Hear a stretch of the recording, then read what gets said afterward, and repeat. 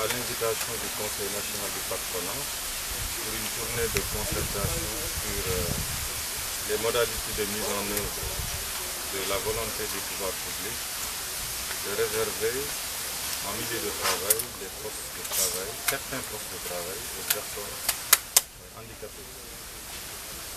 L'objectif, c'est d'avoir comme base de travail un avant-projet de texte qui a été élaboré par le ministère en charge du travail, qui définit les voies et moyens de réserver certains postes de travail, j'insiste sur ce point, sur certains postes accessibles aux personnes handicapées en milieu de travail.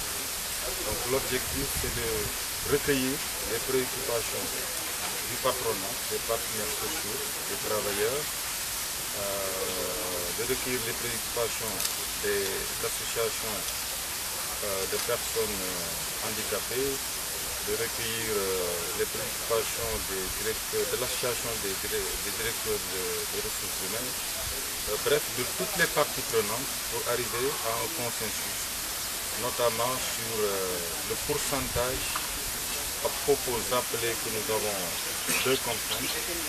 Le Code du travail lui-même prévoit depuis longtemps la prise d'un décret, un texte d'application qui puisse réserver certains postes de travail aux personnes handicapées.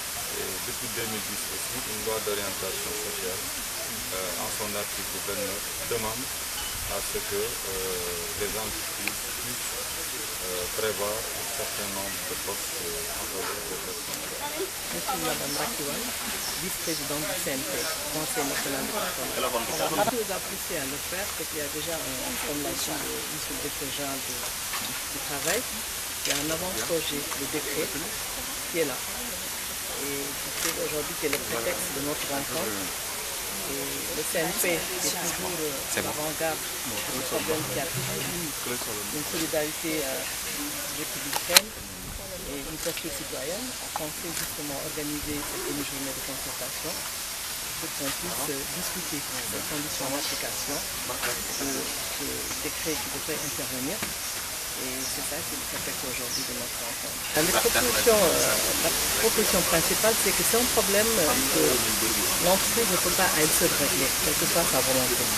Donc ça demande une implication des pouvoirs publics, des organisations patronales, bien entendu, des organisations représentant les associations des handicapés, des collectivités locales, pour qu'ensemble on puisse trouver des solutions idoines qui pourraient non seulement plaider pour l'insertion de nos compatriotes handicapés, mais en même temps qui tiendraient aussi compte des réalités de l'entreprise. Souvent, quand même, quand on dit qu'il y a certains problèmes liés au handicap, qui font que d'abord on a parlé ici de qualification, parfois il y a l'absentéisme, parfois il n'y sont pas carrément, il n'y a pas les infrastructures qu'il faut.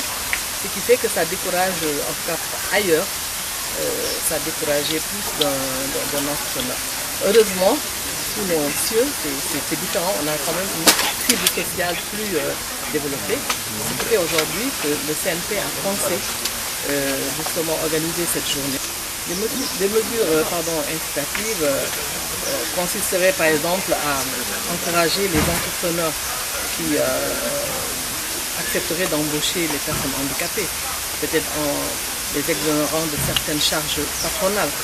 Et nous avons donc, au niveau du CNP, nous avons proposé par exemple de prendre un pourcentage par exemple sur la contribution forfaitaire à la charge de l'employeur, qu'on pourrait par exemple mettre à la disposition justement de cette tranche pour leur formation.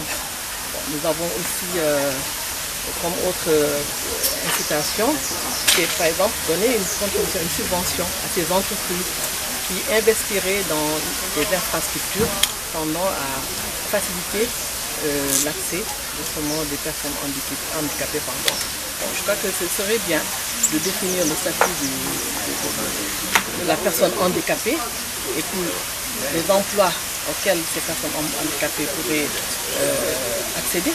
Encore que bon, une personne, comme je disais tout à l'heure, a la formation qu'il faut, il n'y a pas de raison.